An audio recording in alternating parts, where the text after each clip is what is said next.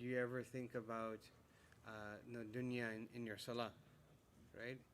And he said, neither do I think about the dunya in my salah, nor do I think about it outside of my salah.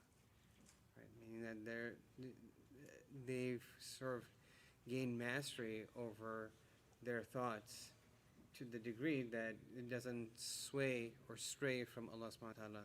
And the Prophet ﷺ was like this. كَانَ يَذْكُرُ اللَّهَ فِي كُلِّ أَحْيَانِهِ. He used to remember Allah subhanahu wa ta'ala at all times. I mean, can you imagine that? Even when he was sleeping, his eyes were sleeping, but his heart was alive. It's like always connected. And it's sort of hard to understand. This is in this whole concept of wuquf qalbi, that the heart stopping on Allah subhanahu wa ta'ala. That the heart remains focused. The body could be doing other things, but the heart remains connected with Allah subhanahu wa ta'ala. And maybe an easy way for people to understand it, that brings it maybe a little bit closer to home and in more understandable terms, is, for example, say like you bomb a really important exam. You come home, you're still going to eat, but in the back of that feeling in your stomach or in the back of your mind, it's just, you're always mulling it over. It doesn't go away.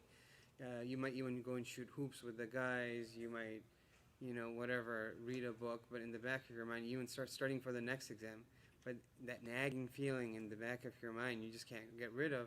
That's sort of the same idea, that some people's hearts become so connected to Allah that, yeah, life goes on, but it's like their body is there, but their heart is somewhere else. Their heart is somewhere else.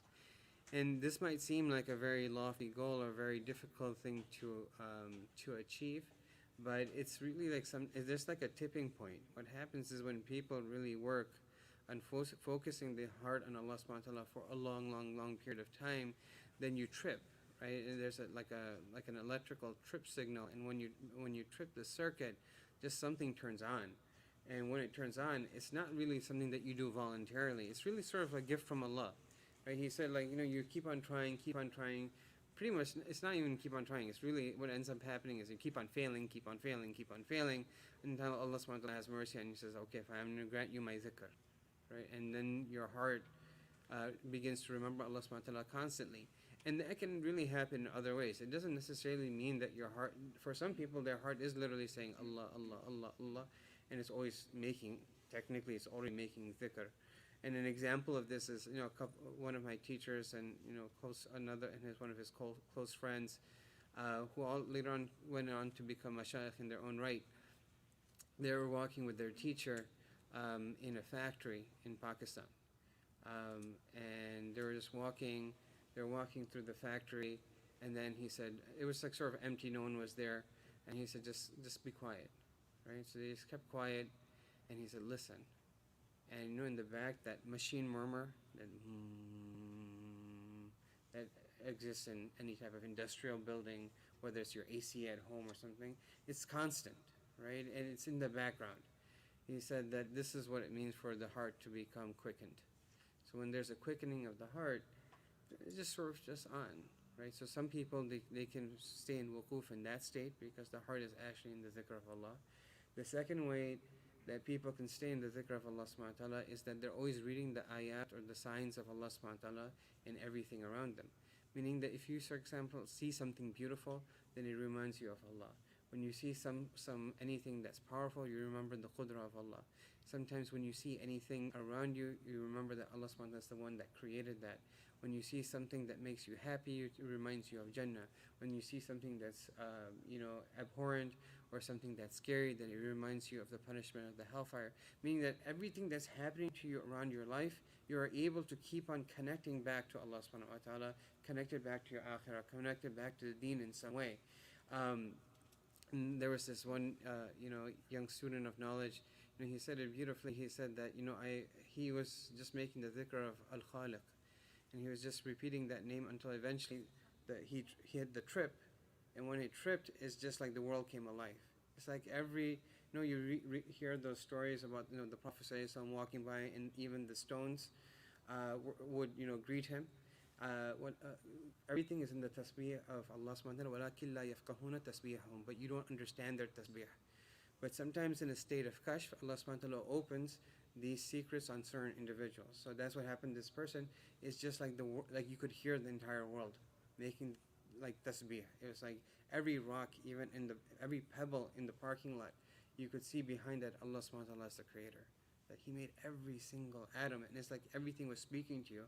And when that happens, it's like there's a billboard in your face all the time that Allah is there. Right? You just can't forget Allah if there's a billboard in your face that's saying Allah, Allah, Allah, right? It's just, it's there, right? It's not ignorable. So that's another way. Another way that a person can stay, that some people, and sometimes it's a combination of these, that people stay in the dhikr of Allah subhanahu wa ta'ala, is that their spiritual radars are on, which means that technically not every single second are they actively, quote unquote, remembering Allah subhanahu wa ta'ala, but they're in an on state where they're spiritually aware. So what happens if, they finish one prayer and in the back of their mind they're going to work, but now they're already worrying about the next prayer, right? That something's going to happen. If their wudu breaks, they're like, oh my God, I'm going to break my wudu. I'm doing a rotation. What if I got caught in surgery? And all the time they're just worried. Or they're walking through the street and they're like, okay, there's non-mahrams coming over there. It's 2 o'clock. I need to go this way. I mean, it's just like almost tactical all the time. So they're just, when you're taking that approach of being super careful, and also even just monitoring your own heart, right? Seeing that, I just talked to this such and such person, and doing, it's like this, people sometimes do a muhasabah and take account of themselves every night, but there's a process of constant muhasabah, right? When you're spiritually alive and aware that after every gathering, every interaction, then you're just questioning yourself. You're looking it over and seeing that, did I do something wrong? Was there some disease of the heart? Did I speak too much? Did I speak too little? Did I fulfill people's hukuk? And that's another way to also constantly remain in the dhikr of Allah subhanahu wa ta'ala. And so these are lofty thoughts, right? And it's a lofty situation for a person to be in the what's it called, dhikr of Allah subhanahu wa ta'ala fi kulli hain. But more often than not, people find themselves very far from the dhikr of Allah subhanahu wa ta'ala. And when you read something like in books and fiqh, and this always used to strike me too, they're like, oh, you shouldn't play, I don't know, I'm just giving you an example when I'm saying you shouldn't play chess, right? Because it makes you forget the dhikr, it distracts you from the dhikr of Allah. I'm like, who remembers Allah in the first place? Like, I should be able to play chess the whole day. Because, I don't know anyone who remembers Allah subhanahu wa ta'ala all the time, so like, what's the point of not playing chess to forget Allah? Because you already forgot Him in the first place. So it never really made sense to me. But in purer times, and in better days, people would be very cognizant of their Lord.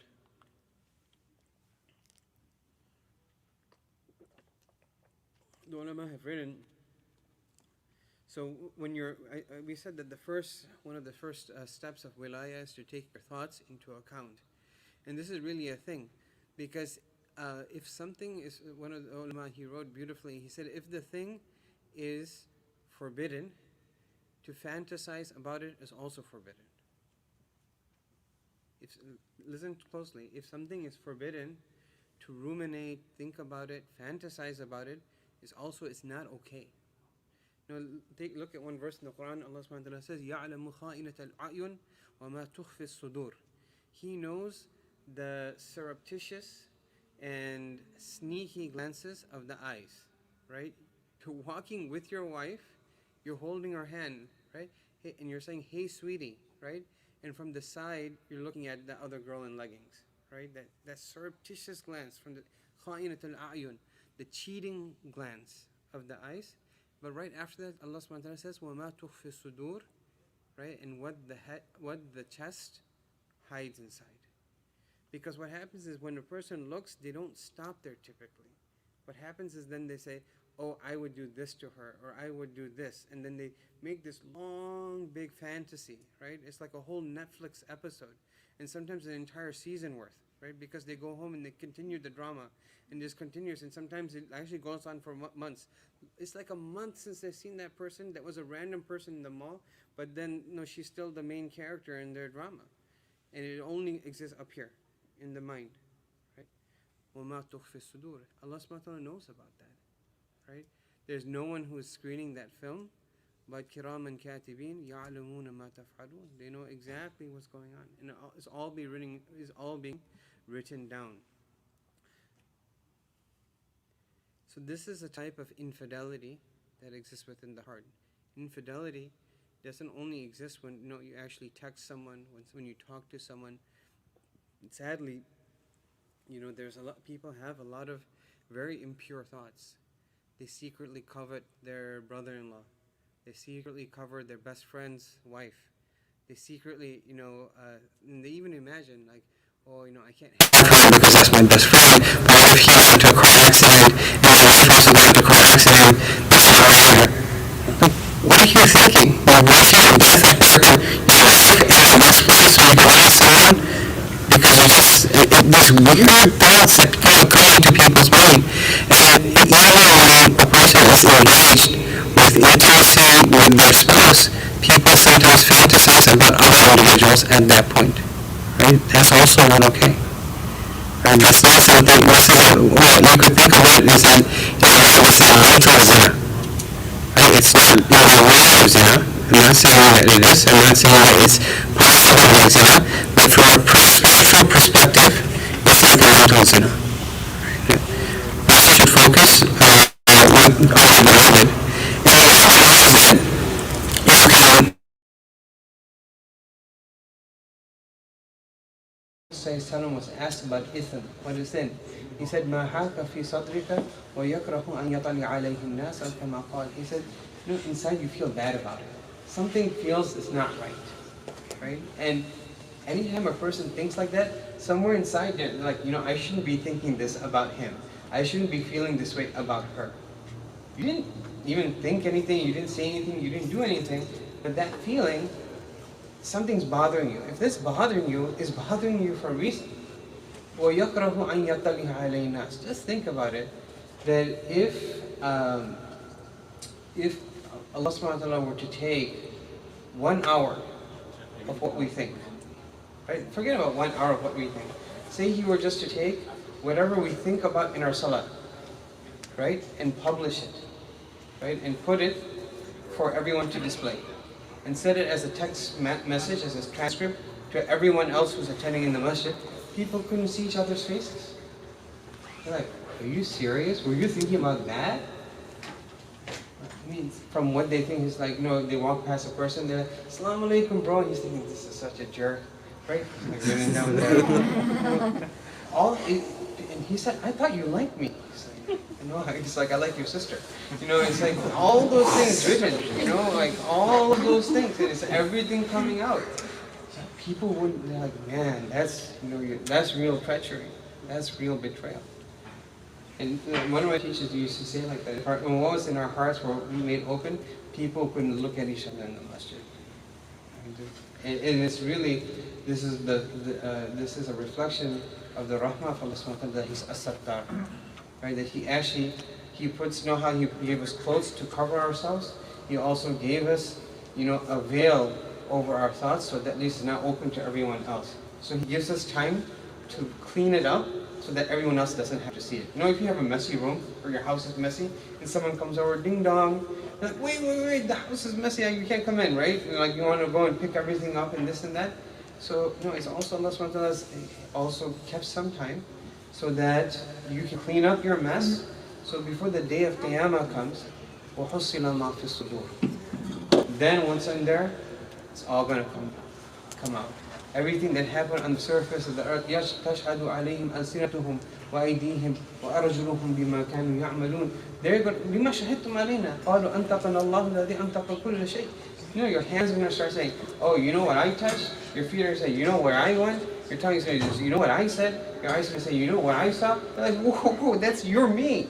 Why are you throwing me under the bus? Right? Allah subhanahu wa ta'ala make it top. So much so that the very ground that we walked upon is going to tell the whole story. This is what happened on here. This is where these two met. This is what they said to each other. This is what happened under this shade. All of that's going to come out. Right? And some of our elders, they used to, it's very touchy, but and very heart-wrenching. One of his du'as, I remember, maybe in the haram or elsewhere, he said that, Ya Allah, don't take our hisab But he said, if you have to take our hisab, then just take it on the side. Don't do it in front of like Ummahatul Mu'mineen. Don't do it in front of Nabi Kareem Sallallahu Alaihi Wasallam. Just take me to the side. You want to reprimand me, but don't embarrass me in front of the Prophet Sallallahu Alaihi Wasallam. That type of thing is all going to come out. So the fact that Allah Subhanahu wa Ta'ala puts this veil over us so that we can clean our room, we can clean our house, so that it's in a good state and in a clean state. Another thing that a person has to be careful about, not all that people think about is the opposite gender. Right? I mean, that's not the only thing that you're not supposed to think about, although there is data to suggest, like in a Time magazine article, that like guys, that's all they think about. Right? Like, I mean, literally, there's data out there, like every 60 seconds, it's this many times. It's not even on the order of minutes, it's on the order of seconds. Like their mind is just like stuck somewhere. And it's hard to get it out. And when you tell people that, it's possible not to be like that, like, no, come on, that's not true. Because al-mar'u yaqisu ala nafsi. A person thinks everyone else is like them. If a person can only, when you're a carpenter, you think everything's a nail. So when these people are like living like this, they think everyone else lives like that. If they live like animals, you say, oh, you're living like an animal. They're like, yeah, so what's wrong with that? If you want to live like an animal, that's fine, right? We're not hayawan, we're insect. There should be a difference. There should be a difference between these two. The other things that can be sinful is to think about other people's faults and to ponder upon them.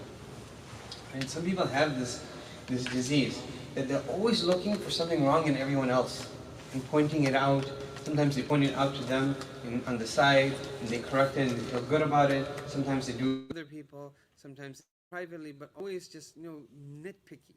Right, just picking out on people's faults, and sometimes they don't even say it, but they just like sit there in the back and they just watch, and they're just thinking, oh, look at that guy, he thinks he's so pious. Oh yeah, oh, that big beard, man, I know about what he does. I know he's saying Farheen. Oh yeah, like it's just you pick out every single person. He's like, oh, that person, oh, he's crying in prayer. What a fake. Like they're just thinking like all these different things in their mind. No subut, no dalil, but just thinking bad things. And I remember, it's ajib, one in my youth, there was one phase where I got caught up with this one group. So there was this leader of the group. He was a very sort of enigmatic but very charming and dynamic personality. His brother was a qadi in Palestine and stuff. So he was like this very intelligent and very philosophical, but very he was sort of like Sufi-ish, but he was Salafi. Like he was like this conglomeration or something like that. But he would be like, yeah, you shouldn't trust scholars, but you can take knowledge from them. Like all these, like he fed all these weird ideas. And later on, it was very confusing because when you mix good with bad, it's sort of hard to tell what's right. And then Mufti Kamal, he put it best. He said the worst mubtadi is al-mubtadi bil-Quran, because he had this grand idea that this is the way that we need to return the ummah to greatness. Like these people who have these grand schemes of like, oh, I figured it out. Like you're the only person who figured it out after 1400 years, and everyone else was wrong.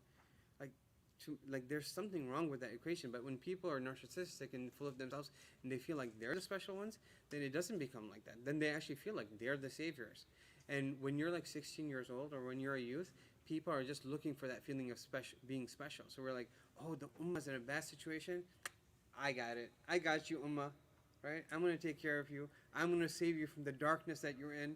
Like, have you read the Quran once? No, that's not important. Do you pray your sunnah? No, that's not important, but I'm going to save you. Right? You don't know Quran, you don't know Sunnah, you don't know anything, but it's just this feeling like I'm special and I'm going to... So, like, we would go in as operatives or something. So I still remember going, and I didn't know who he was at that time. I went to Islamic Foundation, just one of the big masjids in Chicago, and there was this one person who was a speaker there, and he started giving a talk, and he was a person who, it turns out that he had gone to 2 years of medical school, and then he left medical school, and that talk was amazing. Like, it was just like drop dead. And people, I think it was one of the first times in my life I actually saw people around me that they were crying. Like, they were crying in a talk. It was just a weird feeling, right? I'm just like watching like, oh my God, what's going on? So I remember going back and like meeting some other guys who were in our special, special forces group, and so he's like, Subhanallah, these people who are in the talk, these are the worshiper of feelings, worship feelings. We don't worship our feelings. We should, we have to use our aql. We have to use our intellect. And then I was like, wow, that's so deep. These people were crying before Allah, right? This was something which is matlub fi deen. And you know who that person ended up being, the speaker. Maybe you guys have heard of him before, Mullah Tariq Jamil, right? So it's ajib. But so when you come in with this critical eye, even the good of other people looks bad, right? Even the good of other people looks bad, and this can be sinful. Ishtanibu kathiran min al-dhann, inna ba'da dhanni ism. Dhann is a conjecture. It's like you didn't say anything to the other person, but you thinking bad of other people baselessly, that in itself can become sinful. So you have to be careful. Not all of it, but some of it, necessarily. And there is a tree in Jannah reserved for those people whose faults preoccupy them for looking at the faults of others. So this is one of the things. Don't focus on the thorn in other people's eye and forget the light on your own. They often make. People who are looking at everyone, if Allah subhanahu wa ta'ala gave us eyes, is to turn the eye inward so that we can be critical of ourselves and analyze ourselves, not looking at the faults of others. In fact, there's a very bad sifa. It's actually a spiritual disease to follow and seek out the faults in others. People, I don't know what you call it, like cyber stalking. Some people are really good at this, right? They see someone in the masjid and they're like super spies, so they want to dig up dirt on them, right? Or if they can't dig up dirt on them, then they go and they find this person's gram, and then they hyperlink to someone, then they chat them up, and then you know her, and they find out more information. It's like, what are you looking for? It's like you're trying to find something to find an imperfection in someone, and one of the reasons people do that is they're uncomfortable with their own imperfection, and they don't like other people to be. So like if they're at a certain level, they want to drag everyone down to their level, right? So if there's, for example, a sister who's not wearing hijab, she's actually struggling with herself wearing hijab. Another sister comes in niqab and she says, I don't even know. I don't know why she's doing that. She never used to do that last time, right? I don't, maybe. And then she starts trying to ask other, does she wear it all the time? Does she wear it to school as well? Does she wear it, even the type of questions they're going to ask, because they're trying to find some type of weakness, so at least it shows that, okay, that person is weak just like me. Misery loves company. People like to load the boat. So that's another thing that can be sinful. The other thing to avoid is to not contemplate on the dhat of Allah. Right? A person is not supposed to think about, so Allah subhanahu wa ta'ala has a dhat, He has an essence Himself, right? The being of Allah subhanahu wa ta'ala Himself, and He has characteristics. So you can ponder the characteristics of Allah subhanahu wa ta'ala, but don't sit there and think about Allah subhanahu wa ta'ala Himself. And this is one way that sometimes people really get messed up. And if you don't think that really happens, where do you think anthropomorphism came from? Where do you think pantheism came from? It's like people who are sitting and like they love God and they're thinking about Him and they're contemplating Him and they're meditating about Him, and then they start making up their own ideas, right? So people close their eyes and they somehow imagine there's like some being with a long beard, white beard, sitting on a cloud. I still remember when I was like a small little kid, sometimes I'd have those type of thoughts. Maybe, I don't know, something inherent on me that you sort of kick those thoughts out because it's not Allah. But those thoughts might come, and those are very satanic. And if a person allows those to fester, it can really mess up a person's aqidah. So you don't want to think about Allah or other aspects which are sometimes very enigmatic. In fact, even things which are super philosophical that are of no real concern or benefit to individual, for the general public, it's not necessarily beneficial for them to sit there and ponder about those things. So some people get worked up into a knot about qadr, right? And they're like always asking about qadr and predestination. Just understand that Allah is fair, right? And Allah has complete knowledge. And Allah subhanahu wa ta'ala has destined things to be, and do the right thing and focus on yourself. Like, you don't have to go, so what is the origin of the universe? And if everything was made by something, then who made Allah? And then how does Allah exist outside of, and people get into all of these weird, and how do I know Allah subhanahu wa ta'ala exists? It's stop worrying about, you don't have to worry about whether Allah is there or not. I guarantee you He's there, okay? Just rather you would spend your time thinking about, look how Halim Allah subhanahu wa ta'ala is, how forgiving He is. Think about how His knowledge encompasses everything. Think how He thinks about everything, how He knows all this stuff. So then it'll have some bearing on a person's practical life. One of the reasons that it's so important to take thoughts into account is because the thoughts are the precursors to action. We have a general modus operandi within our religion that you don't actually attack the enemy directly, you cut problems at their root. So Allah subhanahu wa ta'ala, He didn't say wala tasnu, He didn't say don't do zina. He said wala taqrabu zina, don't get close to zina. Because the idea is that if you get close to sin, typically 99% of the time you're going to fall into it. You're not going to be able to extricate yourself from that. And the same thing, when Allah subhanahu wa ta'ala didn't tell people, Adam alayhi salam, not to drink, not to eat from the tree, He didn't say wala ta'kula. He said, don't you two eat from the tree. He said, وَلَا تَقْرَبَ هَذِهِ الشَّجْرَةِ, don't get close to the tree. It had nothing to do about eating the fruit. He said, just don't get close to the tree. Because you come close to the tree, you're going to want to eat from the tree. So similarly, when a person spends so much time thinking about bad things, eventually it's going to lead you to do bad things, which is one of the reasons, and many arguments against music, but it's one of the arguments why it is so deleterious. And it's one of the why it's so it's like poison for the heart. Because you look at most music, 24 hours a day, all they're talking about is haram relationship. You really think it's like systematic brainwashing? You really think that that's not going to have an effect on you? Obviously, you're going to have a romanticized idea of what relationships are, and eventually, shaitan uses as an accessory to zina. So then you're going to want to have a relationship, sometimes just for the reason of having the feeling that you had when you listened to the song. Right? Because you're chasing that feeling. It's very subtle, but it does happen. And the same thing happens with television and shows and movies. People see these single images and they feel these feelings, and somehow they want to recreate that in real life. And in fact, sometimes people, there's actually a book that I read at one place. They said, like, in one chapter was, which script are you living? Meaning, and there's this whole idea of, does art imitate life, or does life imitate art? But to a great degree, many people's lives imitate art. Meaning, whatever we're presented from Madison Avenue or marketing agencies, or some of these think tanks that come up and trying to influence human behavior in different ways, or just popular media, right? Which way the whole world is going, that also governs how people behave, right? And how people look. There is no way that you can convince me that leggings, the way that women wear them today, is some type of modest dress. It wasn't going to be allowed in school like 5 years ago, but then the whole thing swung that way, and it became okay, right?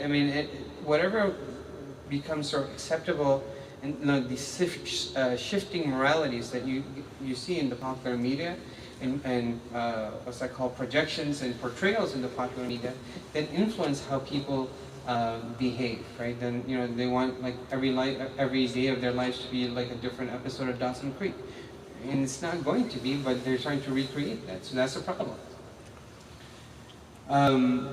So what is the treatment for this? The one treatment for this is that a person should do regular muhasabah. Right? That you that you should be regular in taking yourself into account. And number two, that you should create some type of spiritual radar where at least you're aware about your thoughts. Because what happens is, and there's something also to be mentioned, sometimes people get too technical and philosophical about this. Every thought that comes, then they say, oh my God, I got a bad thought. There's a difference between fleeting thoughts and things that you actually think about and contemplate. If there's a fleeting thought, let it come, it will go. It's like, something going through the intersection. It's a car that goes, it will pass. If you stop and think about it, it's going to make the problem worse. Right? Don't think about that. And this happened with the Sahaba. They said, Ya Rasulullah, we have some thoughts that, like they couldn't even say it in front of the Prophet ﷺ. It was so big on them. He said, that's sarahatul iman. That's clearly iman. The fact that it's so hard for you to say it in front of me, you wouldn't feel so bad to say it in front of me if you didn't have iman, right? If you had no shame and you were just like anyone or some kafir, you're like, yeah, let me tell you about this terrible thing that I was thinking about, and you can tell me what the terrible things you're thinking about. But no, it's not like that. You're people of iman. That's why it's hard for you to even say it. So, but over those thoughts came. So that's not wrong. But now we're talking about sitting around, you close your eyes and people start dreaming and fantasizing. That's a problem. Sort of closely related to this. And the other thing I will mention is sort of a treatment for this is there's two ways to get at this disease. One disease is to grapple with it from the front door, right? You attack it head on and say that I'm gonna not have bad thoughts. That's very hard. It's super hard to do that. The other thing is to take the back door, and that means that you work on just purifying the heart, and automatically these thoughts will just go away by themselves. So, for example, there was this one person. He went for Hajj. He was at Hajj, and Shaitan was on him. Right? He was on him, and it was like sarih. You could see the Shaitan was going thought after thought after thought on him, and the thought would come and he would defeat it. Another thought would come and he would defeat it. And eventually, you can do that for an hour. You can do it for 2 hours. Eventually, the poor chap, he got tuckered out. He's like, how long am I going to fight this?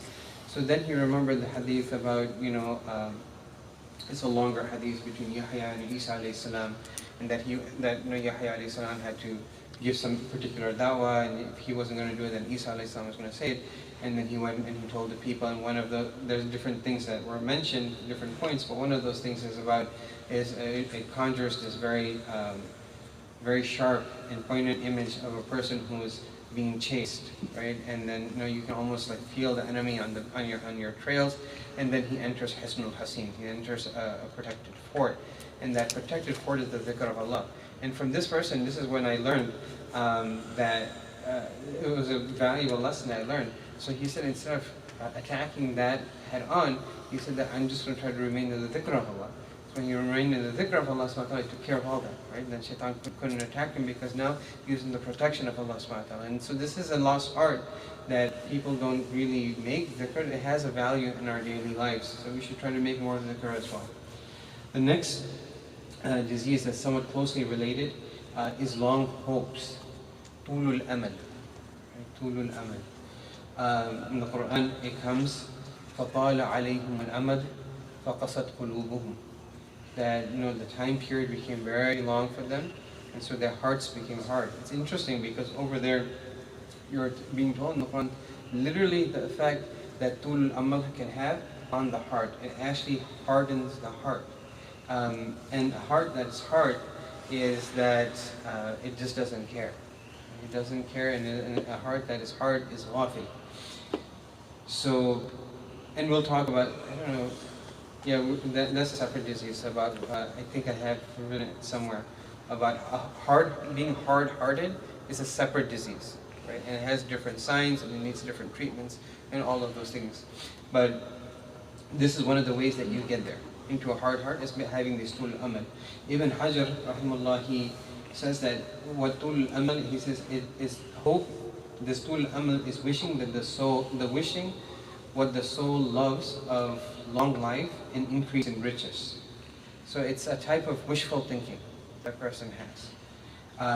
There's a book that I read when I was in high school, I think, Tuck Everlasting.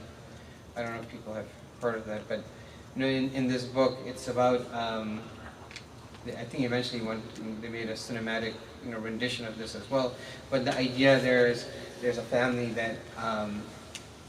that drinks of this special water, and then they live forever or something, and then another person chooses not to drink from that water, and implications. It's like a romantic comedy / love type of thing.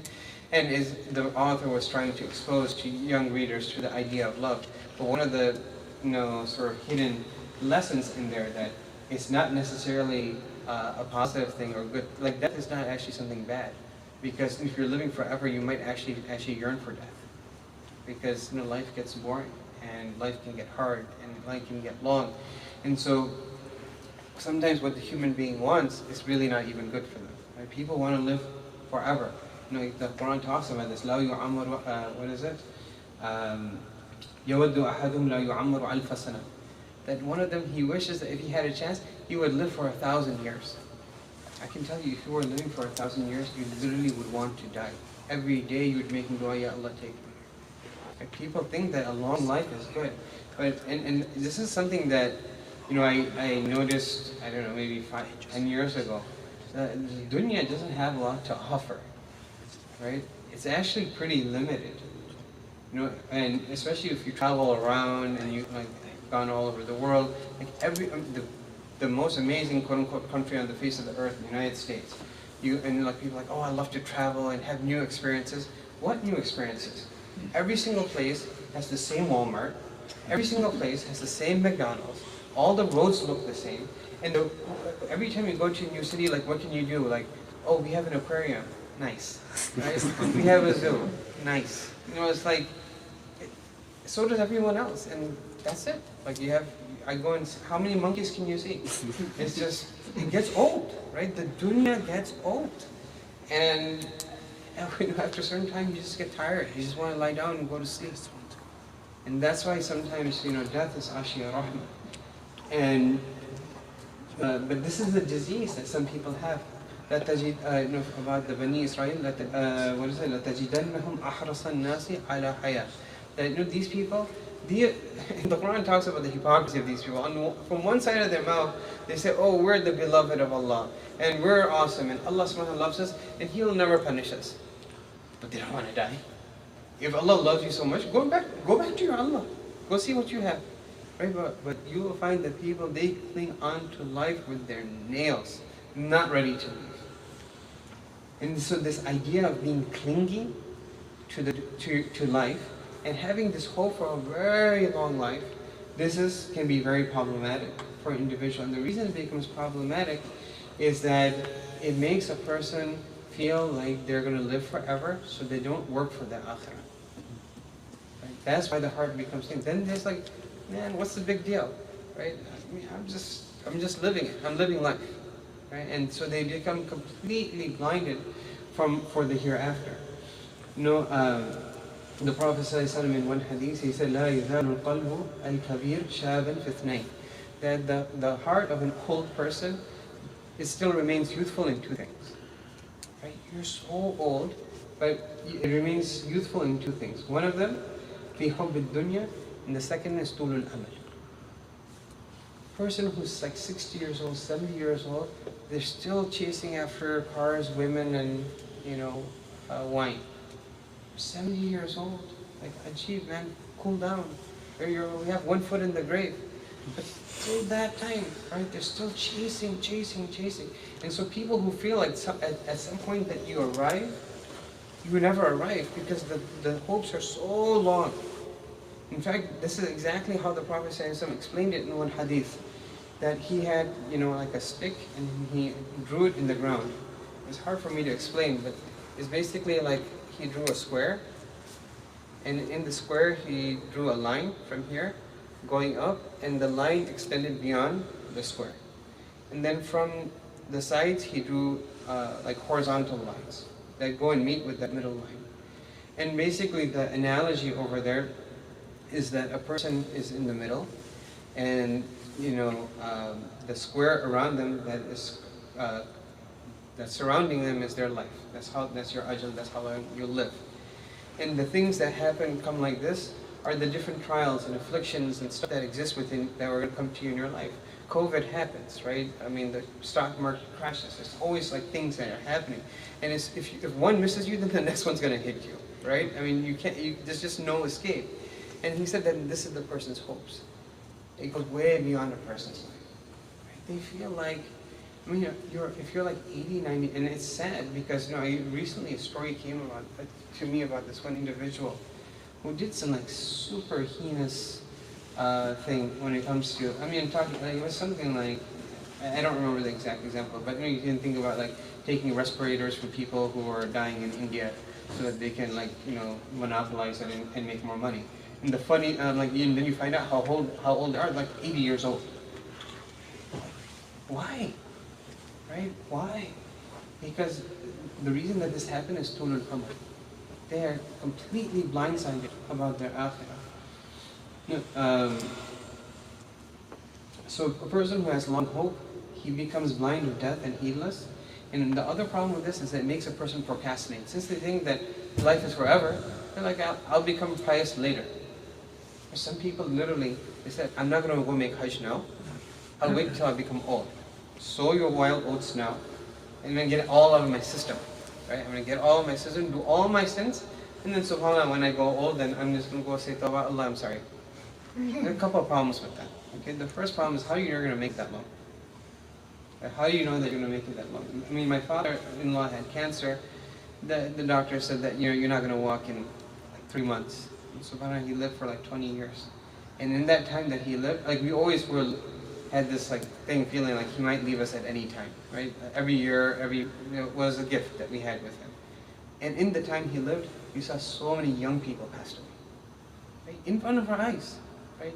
Sometimes we're the people who put those janazas or those young individuals in the grave. But somehow we think that it can happen to us.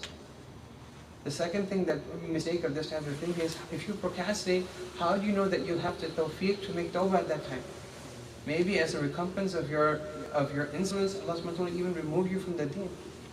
Forget about tawbah. You might not even be the deen to make tawbah.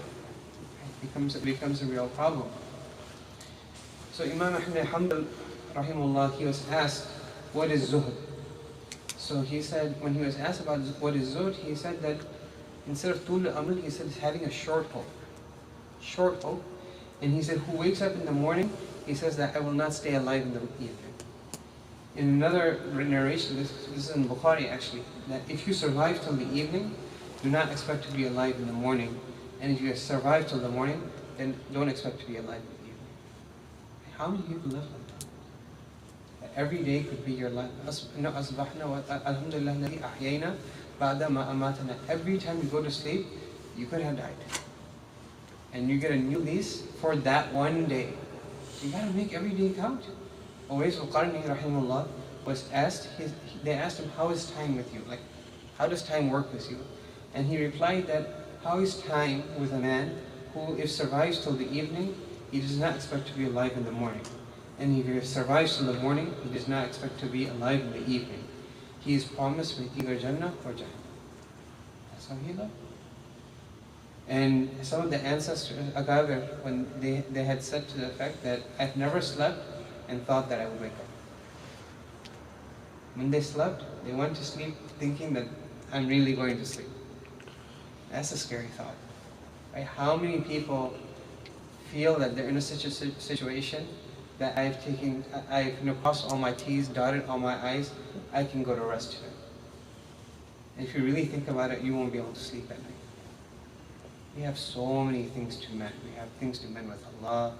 We have things to mend with our parents. We have things to mend with our siblings, with our friends, with our loved ones, with our teachers. I mean, there's hardly a relationship that we fulfill the hukuk of properly. Hardly, right? If any one of those. And then we're ready to die and somehow meet Allah subhanahu wa ta'ala. That's really scary. So this is a very good way to remove the love of the dunya, is to have short hopes. A person can, tempering it from the other side doesn't mean that you can't ever plan. Because technically, if you take this in a very literal sense, then if you're going to die the next day, that's what the hadith in Bukhari says, then you shouldn't have kids because you could be dead tomorrow, right? And you can't have any type of plan. So the ulama write about this, right? If you, for example, have a project, you want to write a good work, a scholarly work, then you can make a plan for that. And there is a sense of being able to plan long term. And there's a very nice story about this, about a person, an older person who was planting a tree. And this tree takes maybe 20, 30 years to give fruit. So the Shah he was a Persian, the Shah was walking, going past him, and he saw this old man doing this. He said, what are you doing, old man? You're planting a tree in such a way that you will never be able to eat from its fruits, right?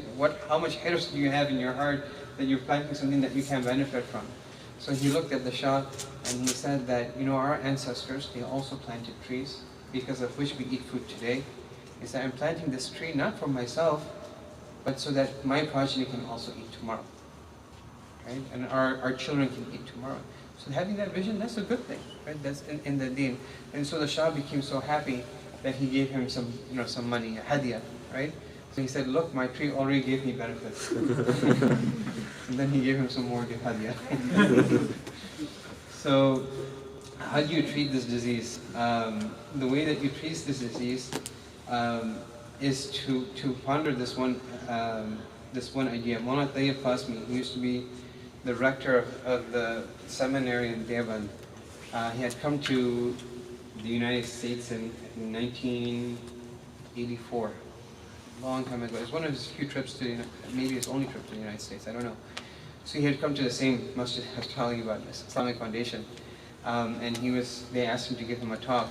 And people at that time didn't value scholarship or whatever, so then, he was a big scholar, right? Mullah Yusuf and some of the other ulama in the audience will tell you what his status was.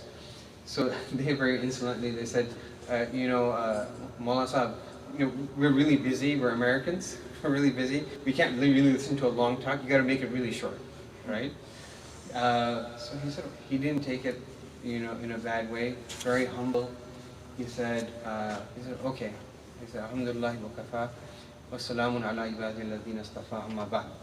He said, prepare to this world in accordance to the amount of time that you will spend in it, and prepare for the akhirah in accordance to the amount of time that you will spend over there.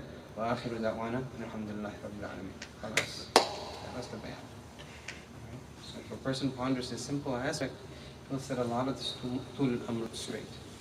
The second thing is to visit the graves. This is also another sunnah that people have forgotten.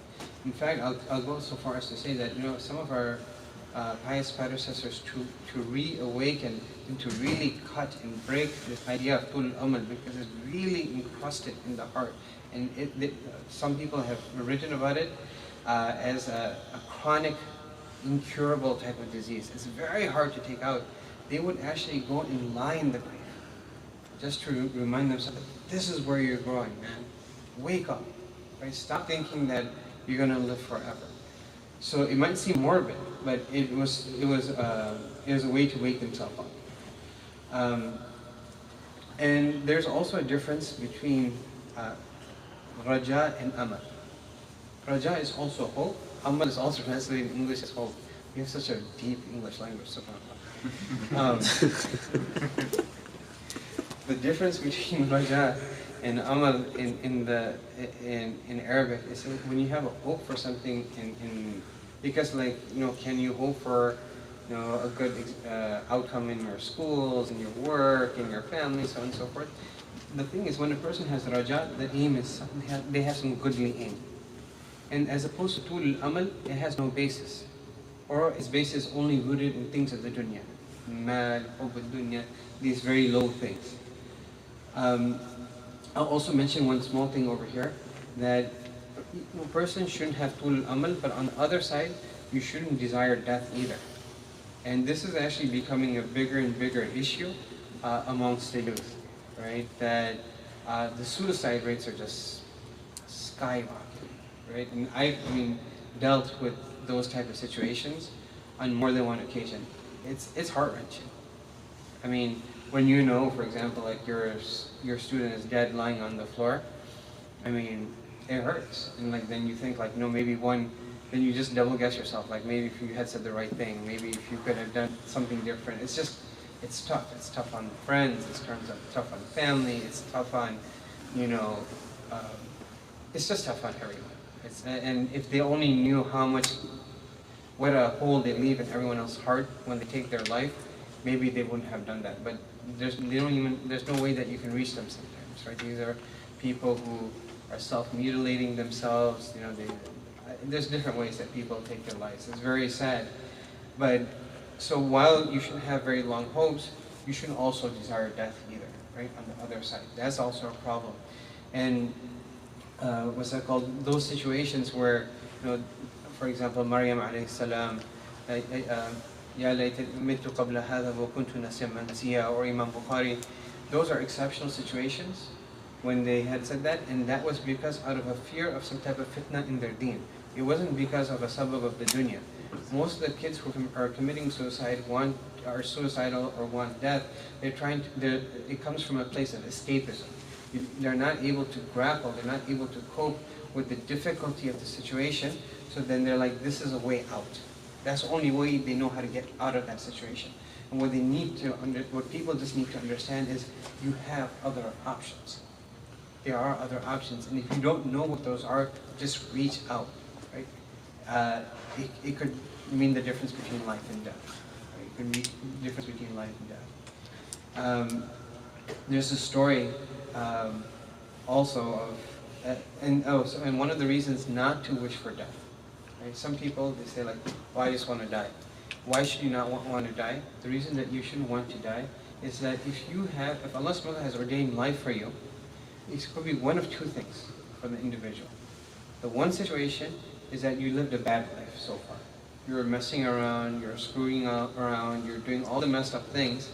Then if Allah gives you some time, you have some chance to make tawbah and nasuha. Right? So that's beneficial. If you had an extra chance, right? It's like basically you wrote all the wrong answers on the test. The time when the test was over, you're like, I just want to turn it in. And the teacher says, no, you can erase all your answers. Here are the right answers. Just put the right one in, I'll accept it. So why would you turn it in early? That would be dumb. Right? So don't seek to death for that purpose. And maybe you write all the right answers. If Allah subhanahu wa ta'ala gives you more life, then there's a chance for extra credit. And you can actually do more good deeds. This is another thing. Some people, alhamdulillah, if Allah subhanahu wa ta'ala gives them tawfiq, gives them a good life, makes them, from His awliya, and they're very righteous, they get very scared. They get, miserly in a certain way. And this is also a weakness of tawakkul. It's much more subtle, right? Because they have this connection now with Allah and all these type of things. They're like, I just want to die right now, right? I'm in a good spot. I have iman right now. Ya Allah, just take me. But what they should understand is the same Allah that gave them the tawfiq to be like that at that point, will inshallah give them that tawfiq. Have a good zan with Allah. He will continue to give you the tawfiq to keep on doing good things. In fact, there's this one sheikh. He was very beneficial to other community, and other people were learning from them. And you teach one kid how to read the Quran, all the Quran that he'll read for the rest of his life, every letter, وَلَا أَقُولُ أَلِفْ لَا مِيم حَرْفٌ وَلَكِنْ أَلِفْ حَرْفٌ وَلَامٌ حَرْفٌ وَمِيمٌ حَرْفٌ. Every single letter you're going to get reward. Imagine what that must be like, right? So why are you going to give up that opportunity?